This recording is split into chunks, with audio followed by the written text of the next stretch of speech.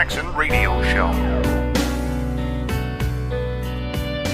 Welcome back, everybody. Kevin Jackson here. So we talked about Donald Trump yesterday and the number of Diet Cokes that the man drinks. Supposedly he drinks 12 Diet Cokes a day. And they show the article I saw, they showed him sipping on one at a banquet, like at a gala. And I talked about this yesterday and I was like, okay, big deal. I personally think that's a lot of Diet Cokes. I have a friend that drinks, what does Heather drink? She drinks something. And she's like, I'm gaining all this weight. And I hadn't seen her in years, but she's like, man, Kevin, I haven't seen you. I'm gaining all this weight. I'm like, you still drinking all those Cokes? She's like, yeah. She drinks Cokes or Pepsi or something. And I go, well, it's empty calories, because she drinks like 8 or 10 of these things a day. If you're drinking Diet Cokes, watch out for that aspartame, because I'm going to tell you, it almost killed me. Yeah, I felt like I was the robot man. I could hear my muscles moving and stuff. And a buddy of mine who's a major chemist, he says, kill that. Don't do that. So I stopped drinking them and I feel good. I knew that I wouldn't. See, when they do stuff like that, when I come out with a phrase like that, I got to jump into some James. I feel good. No, but it was really doing a number on my body. I'm just telling you, it was these 0-calorie drinks that looked like water. They were clear, but they taste good. And so I just replaced them with water. I was like, shoot, I can have my soda. I would be riding on a bike and then after about 2 weeks, I was like barely able to move. I was like, I was 90. My buddy says, stop. He goes, he didn't even know. He goes, stop drinking those crazy drinks. And I went, how do you know? He goes, because that's what they do to your body, bro. So long story short, I quit drinking them and I feel much better. But the point is this. While New York is being bombed, the subway system by a terrorist, the New York Times is like, well, Donald Trump drinks a lot of Diet Cokes. Ooh, look at our story. Hey, New York Times, it was in your backyard that this was bombed. Do you know this? You aren't going to believe what I'm going to tell you next. Audience listening to the Kevin Jackson Show. There are people in New York who don't even know 2 terror attacks have happened within 2 months. People in New York, not tens of people, not hundreds of people, thousands of people, don't even know. That's how out of touch. They don't even care. These are people that vote. They get told what to vote, told how to be. Detached. So the news, they know this stuff. Anyway, here's the interesting thing about this article. It shows you how much reality that the New York Times has lost touch with when that's what they want to be talking about. And then they actually imply that Don Lemon is an inspiration to Donald Trump. CNN Don Lennon, the gay blade, Don Lennon, Lemon Lime. Don, I've been on his show, little prima donna. He is dumb. I'm telling you guys right now, Don Lemon he has no idea what an arc is in terms of making a broadcast. He tries to pretend as if he's being fair and balanced, but he moves with the whims of his audience. Oh, black people don't like me today. I'll say something pro-black. White people don't like me today. I'll say something pro-white. He has no idea who he is. He just likes being gay and on TV and a prima donna. That's what he likes. He gets a fat paycheck, good-looking guy, comes off smart. If you just look at Don and hear the way that he speaks, hello, I'm Don Lemon with CNN, and this is the news tonight, or whatever. And he goes, and you're watching me like, oh, seems like that was my thought when I first watched Don Lemon. I go, well, he's an authority. You see somebody on TV, you think they must know something. Let me tell you something, as God is my witness. I have zero respect for most of these people that call themselves journalists. They don't know anything more than you. Why do you think I'm at Fox going, hey, I'll do a show now? God said to me, Kevin, you're more than ready. I'm just telling you. There were times where I would go, man, I don't know. Shoot, that's a rough job over there. Psst. Eyes closed, hands behind my back. I could do Don Lemon's show. I could rock Don Lemon's show, have CNN ratings through the roof. They might be mad, but I'd have people through the roof. I can't stand that colored fella. He's a bummer. Whatever. But they'd be watching. They'd be riveted. And I'd have people on. We'd be debating. And I'd say, yeah, no, let's get you. No, we want you on. Give me your stupid leftist view. I want to hear it. Anyway, they wrote an article in the New York Times about the president. They said this: as he ends his first year in office, Mr. Trump is redefining what it means to be president. True, I agree with that. He sees the highest office in the land, much as he did the night of his stunning victory over Hillary Clinton, as a prize he must fight to protect every waking moment. And Twitter is his Excalibur. Yeah, that is the only part of the article that I actually agreed with. See, why Twitter?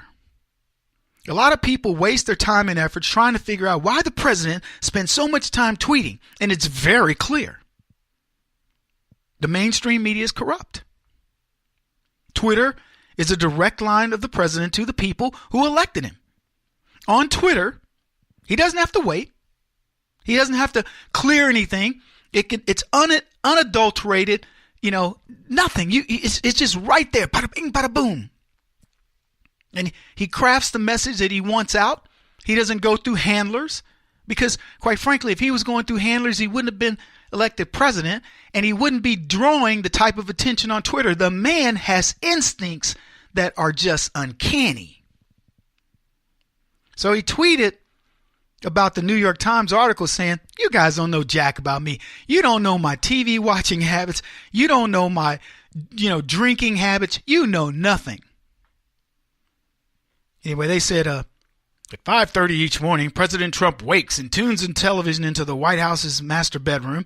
He flips to CNN for news, moves to Fox and Friends for comfort and messaging ideas, and sometimes watches MSNBC's Morning Joe because, friends suspect, it fires him up for the day. Now, I'm going to tell you right now, they don't know jack about what this man does. But I'll get to that more in just a second. They say this, the article goes on. Energized, infuriated, often a combo of both, Mr. Trump grabs his iPhone. Sometimes he tweets while propped on his pillow, according to aides. Other times he tweets from the den next door, watching another television. Less frequently, he makes his way up the hall to the ornate treaty room, sometimes dressed for the day, sometimes still in night clothes, where he begins his official and unofficial calls.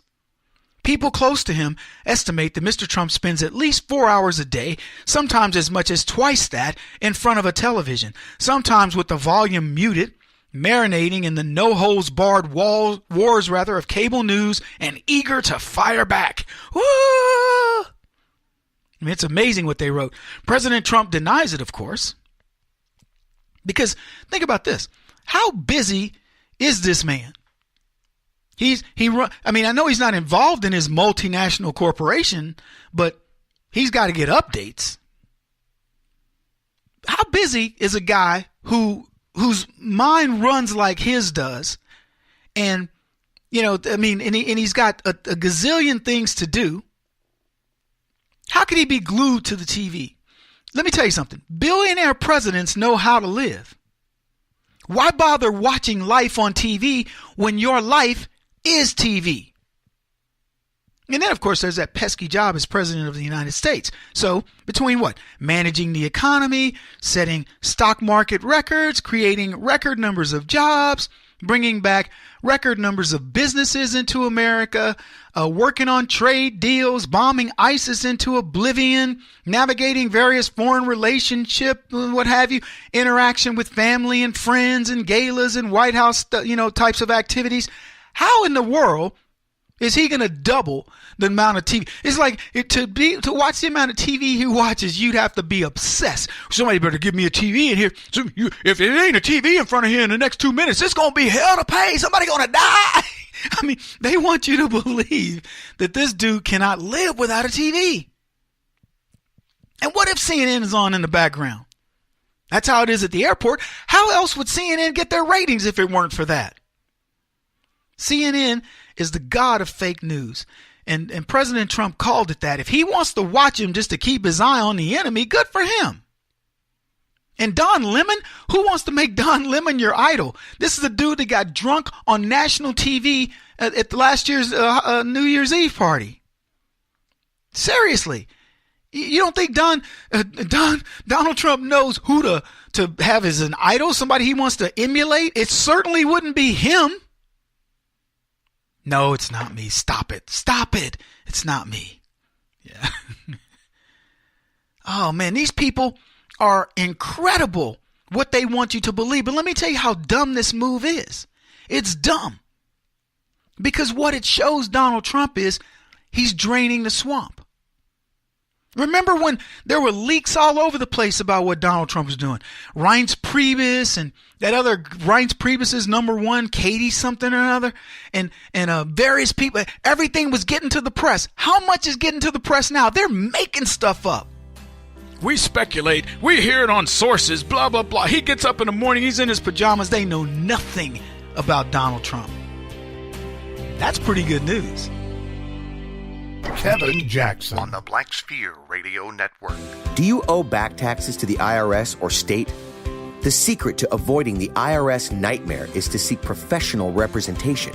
My friends at Security Tax Associates provide the most cost-effective and ethical representation in the industry while helping to avoid seizures, levies, and wage garnishments. Security Tax Associates is here to ensure that the appropriate steps are taken to permanently eliminate any possibility of future tax burdens once and for all. For a free, no-obligation consultation, contact Security Tax Associates, 844-779-4177. That's 844-779-4177. 844-779-4177. Or visit them at securitytaxassociates.com.